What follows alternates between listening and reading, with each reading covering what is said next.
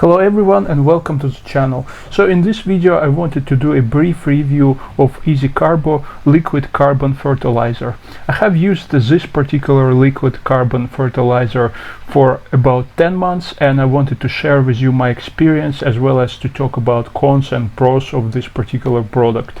So EASYCARBO is produced by Easy Life company in Netherlands. I think it's available throughout Europe, maybe North America as well.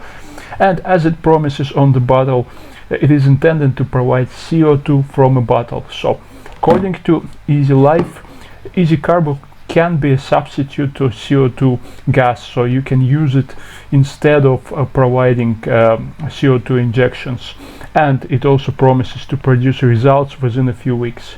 So I have used it on heavily planted tanks. I've used it in tanks with slow growing plants and fast growing plants. So I will talk first about slow growing plants. I've used it on a tank with Anubias and Java fern. In terms of the growth rates of these slow growing plants, I haven't noticed a particular difference. Well, in case of Anubias, they've started growing a bit faster after about 4 to 5 months of using this carbon, but I haven't noticed exceptionally fast growth.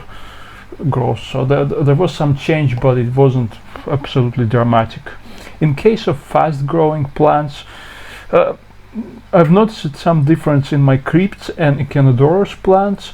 They've started growing a bit faster, but again, that wasn't something spectacular. However, some of the surface plants that I had, particularly water lettuce and Amazon frogbit, they've started growing really fast, and currently I'm using it on a 250-liter tank, which has some slow-growing plants such as Anubias and Java fern, but also it has Amazon frogbit, and Amazon frogbit grows really fast. I'll have to remove it literally every other day because it grows super fast.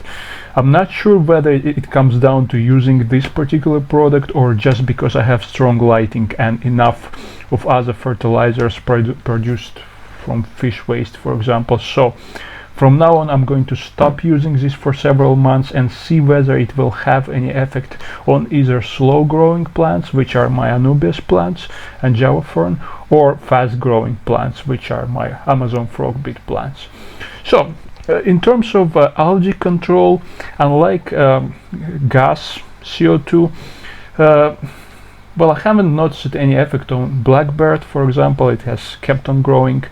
In terms of other types of algae, such as red algae or just general regular types of algae, well, they haven't grown as fast as they used to be before I started using this product consistently, but they've still continued growing, so I had to use some Bristol nose plecos, for example, for algae control. So it's not an absolute solution to your algae problems. It has to be used with something else, some other measures, for example, some algae eating fish, if you have particularly fast growing algae.